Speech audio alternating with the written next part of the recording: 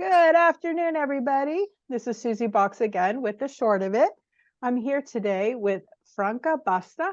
Am I saying it properly? Yes, you are. You are. Excellent. It helps that I grew up in Europe. Did you? I did. I was born in Germany, actually.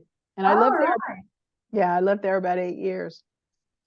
But Franca has an English tongue and Italian gesticulation. I'm wondering, maybe I should have described myself that way too, because I frequently, if you watch me on the videos, I'm using my hands and fingers and head bobbing and all that.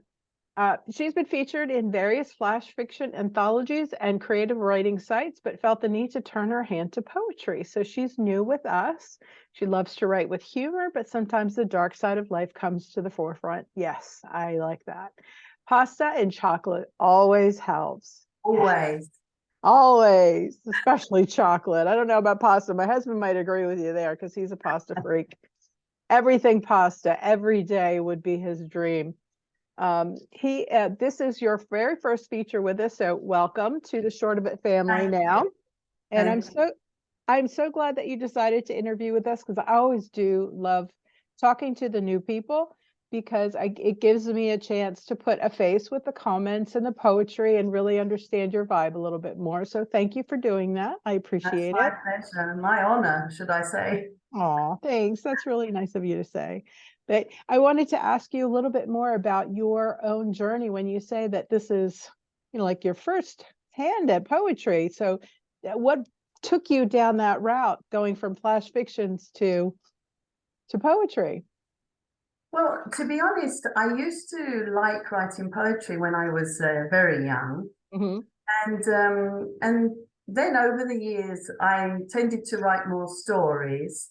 And but I did feel every time there was a big event in our family, for example, a new baby or a wedding or something like that, I had to write a poem to commemorate this fact.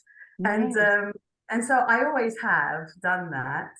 And then I saw, I don't remember if it was your post, but it was asking for poems, but Mm-hmm. there was a list of different types of poems. There was tetractis, ethery, haiku, rictometer, things I'd heard of haiku, but the others never heard of before.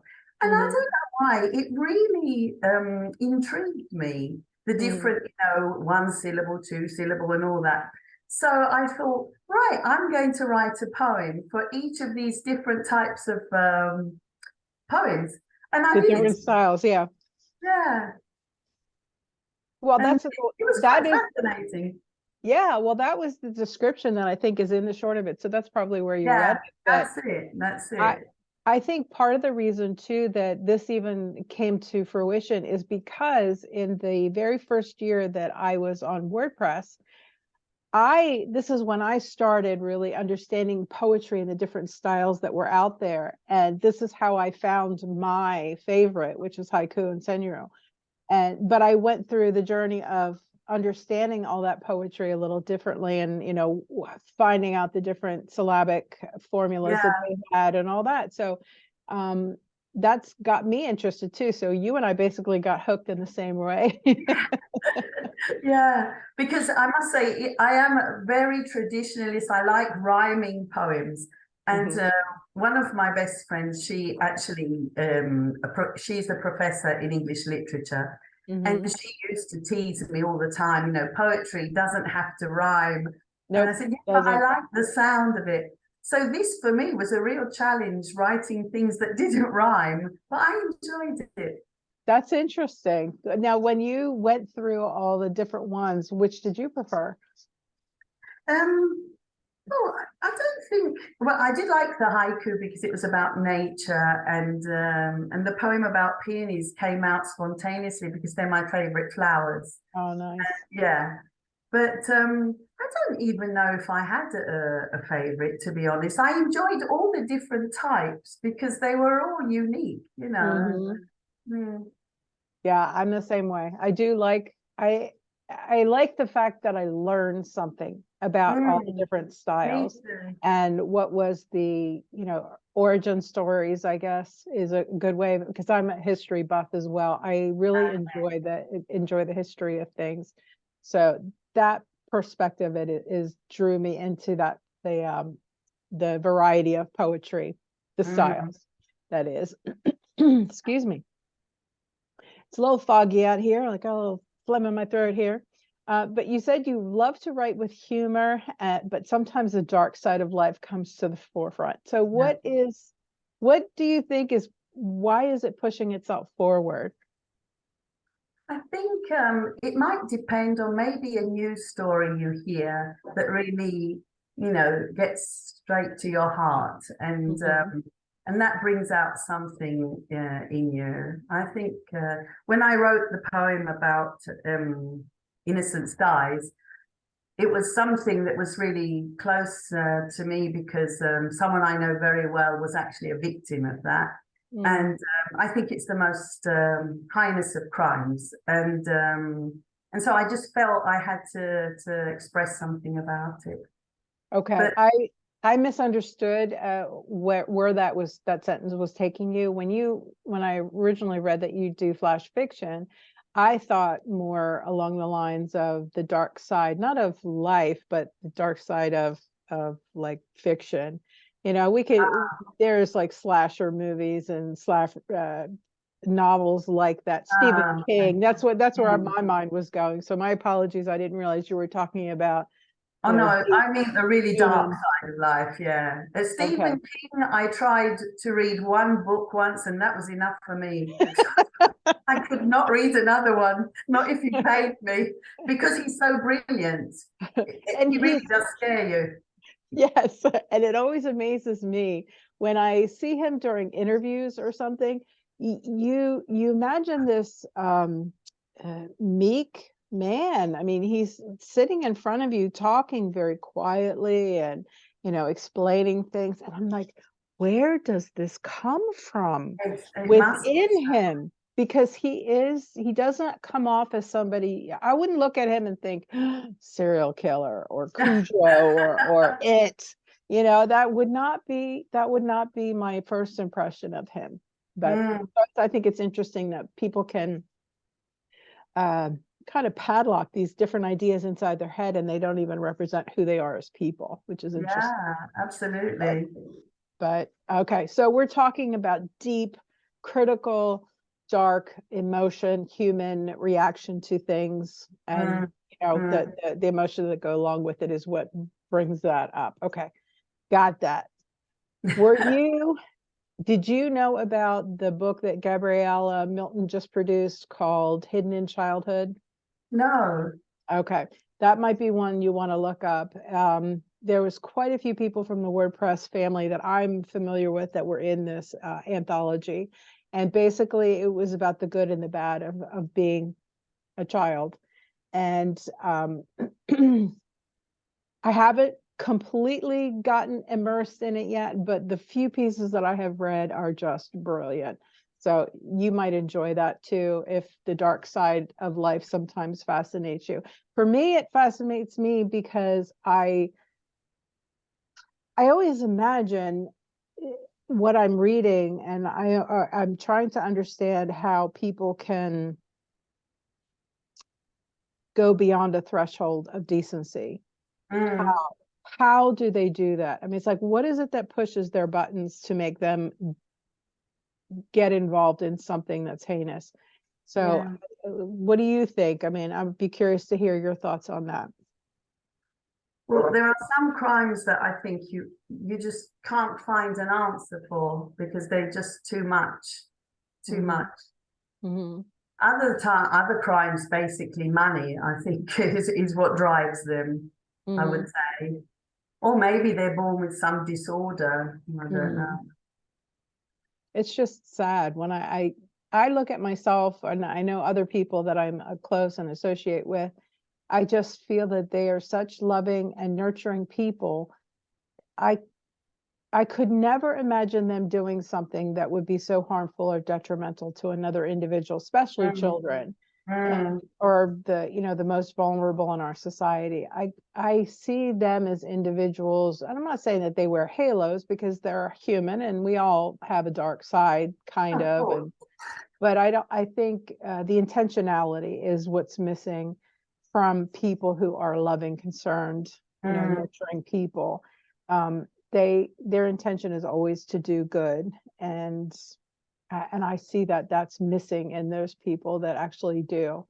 They don't, their intentions are always for themselves rather than others. And Yeah.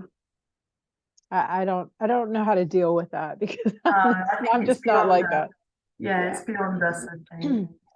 So tell me a little bit more about your writing journey. I mean, when did it start for you? I know you Well, said you wrote poetry when you were a child, so. yeah, I always liked writing stories when I was at school. I loved English literature, and Me too.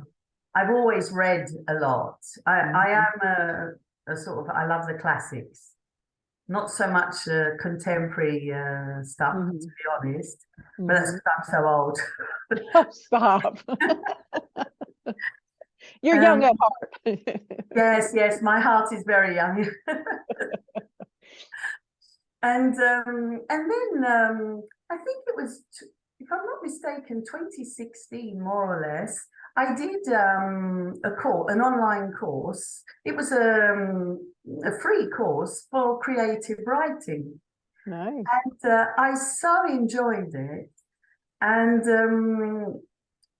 at the end of the course, one of the other members, she suggested starting a Facebook group.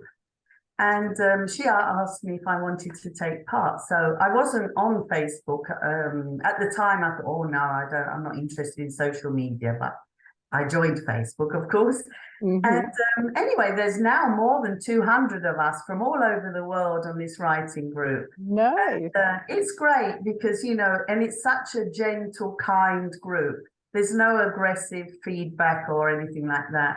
And you can post if you want to. If you don't want to, you don't have to. And Mhm. it's a lovely environment. And so I started writing stories because we have different challenges and things like that. Okay. And that's why I've been a bit quiet lately because I've been so busy at work. But I still like reading stuff. Could you share what you do for a living, or what your work is? I'm a teacher. I teach English.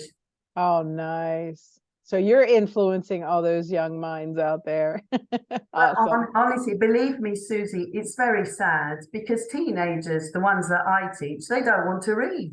Ah, They ah, don't want to read. that hurts my Really. heart. It's so rare for someone to say that they like reading. And Mhm.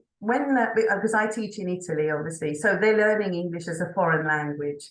Okay. And in the summer, they have a list of books to choose from. They have to read a book in English during the summer. So sometimes they come to me and say, oh, can you help me choose a book?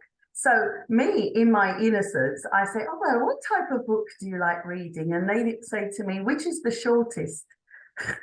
That's the criteria. Wow. I It's know. sad. That is sad. And like I said, it hurts my heart. I have a series of like a 9 books of one subject that I'm reading right now. I'm on number 3. It's like 2 months now. Oh, I love reading. I've loved reading. And like you in school, I loved English. I loved literature. I couldn't wait to do book reports. I was the oddball in school. But yeah. Oh, how can people not? But I mean, it is sad. And I don't know if technology plays a part with that too. Oh, But absolutely. I think that, like, even we have Kindle. I have like 500 books on my Kindle that I'm Mm, never going to get to, but I sure as hell want to read them. I don't know. absolutely. That's sad. Oh my I mean, if goodness. you want to laugh, I had a 17-year-old. Now, bear in mind, Mhm. she was 17 Right. and she was studying Romeo and Juliet at school. Right. So because they come to me if a lot of them like might have problems in English, so they want extra tuition and things like that, because we're a sort Mhm. of language school. Okay. And so she said, "Oh, can you help me go over the story and that?" So I was talking to her, and I said to her, "So what do you think about the tragic ending?" And she said to me, "Why tragic?" So I said, "Oh, you don't think it's tragic that they died?" Spoiler alert, she didn't know they died How did at she not know? 17. At 17. I She was, didn't I read was it? she never read or even knew about the story, and I thought even a newborn child knows that Romeo and Juliet dies, surely. Right. I I mean, said to her, "Why do you think it's called a tragedy?" right. So yeah, this is what I have to deal with. Oh, I'm so sorry. Well, I hope that you can inspire them. I To, try. okay, good. To really, and maybe it's going to take, instead of classics, maybe it's going to take some of the new styles that are out there. The whatever the Judy Blume of their generation is. I don't know who Yeah, that would be, but maybe that'll get them invested or interested, because reading books are I think they are, uh, God, I'm a writer and I don't know how to even say it. That's ridiculous. But it's a compilation of what occurs to us in our generation, or, in other people's generation. It gives us history. It gives us the ability to understand people from another era. I mean, oh, it's just fascinating. I don't know how anybody cannot be interested in reading, I know. And but just the I fact get that it. you immerse yourself in another world, That and too. absolutely wonderful feeling. But I've Hmm. worked on my granddaughter. She's 8 now, and I've worked on her, and she at the moment is reading Anne of Green Gables Good, good. in Yeah, Italian, but she's reading it. that's good though. So now I take it that you are not doing this online. You actually live in Italy.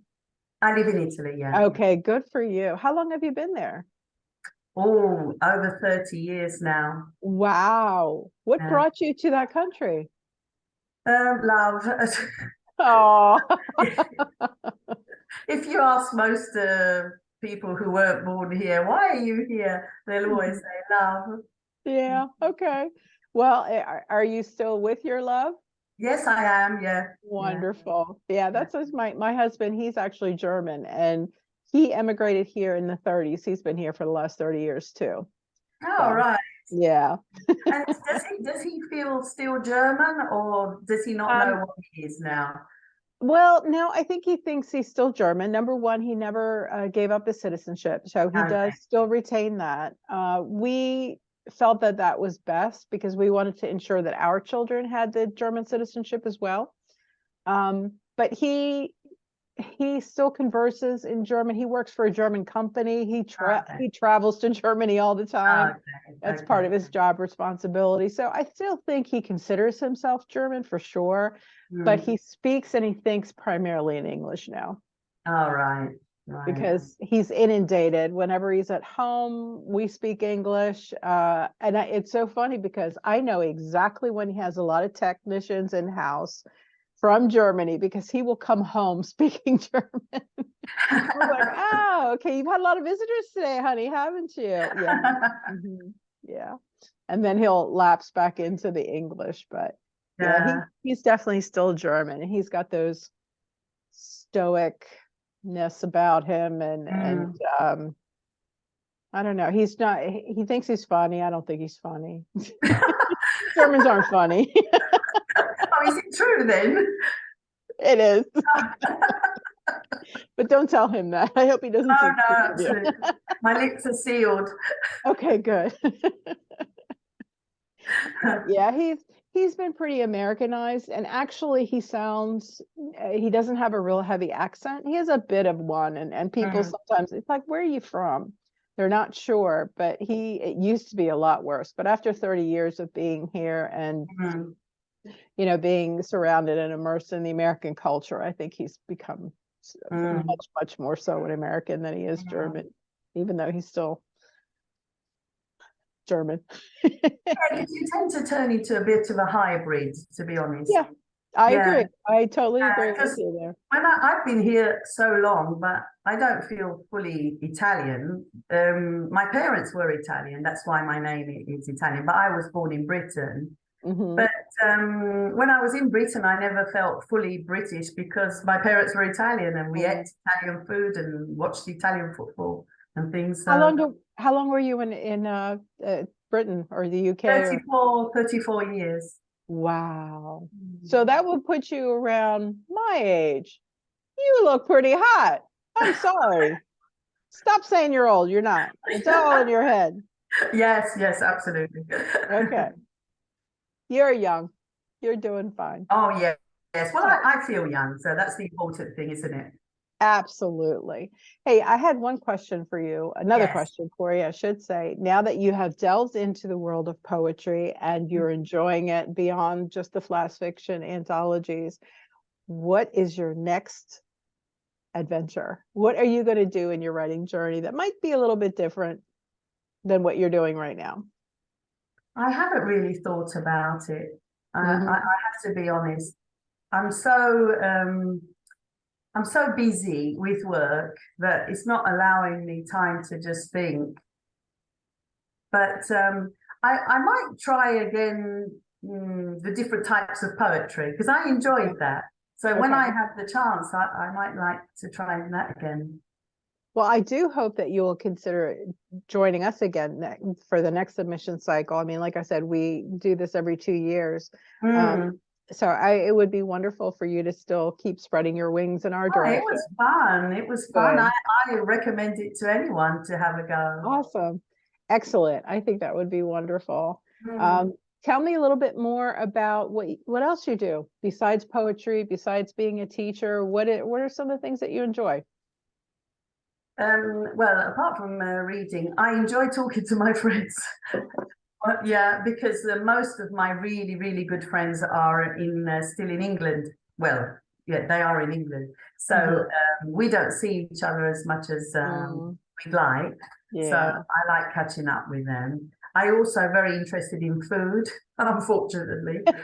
So Italian food. Oh my gosh. no, You should any join type of us. food. Believe Oh, me, okay. Susie, I'm not a snob where food is concerned. Me I neither. like trying different culture foods. Yeah, yeah, and I love traveling. I love traveling. Yeah, Oh, and you're in the best spot to get around to different places too, yeah, because you don't yeah, have to fly. You can take a train, you could drive. I mean, things are yeah. pretty close to Italy, I think. How I'm trying to remember, my geography skills are not that great, but how far away is Portugal?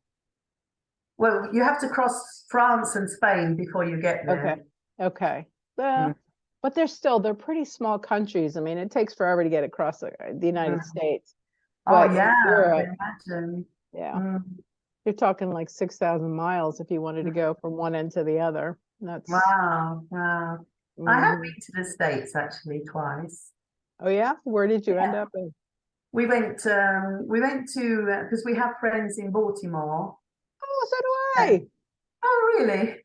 Yeah, my Yes. best friend lives there or We close to stayed there. there, and that was a really great experience. That was my first time, and I really felt like I was in a film because I was seeing all these things that I'd only ever seen in films before. You know, the flag on the roof and the basketball net in the garden, and that Yeah. post like that on a pole. It was a really funny feeling. And we went to New York, and then another time my husband had promised my son that one day he'd take him to Disneyland. We went to Florida. Yeah, Nice. yeah.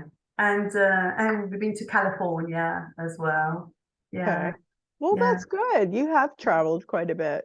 Oh What was yeah. your what did you think of well, where did you stay in California? San Francisco. Oh, beautiful city.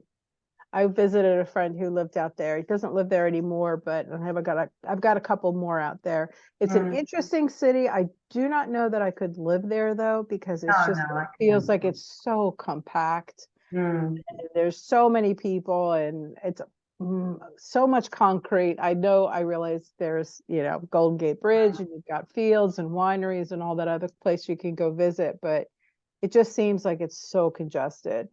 The traffic would be too much for me, I think. It did disappoint me, one thing, because I What? honestly thought the Golden Gate Bridge was golden.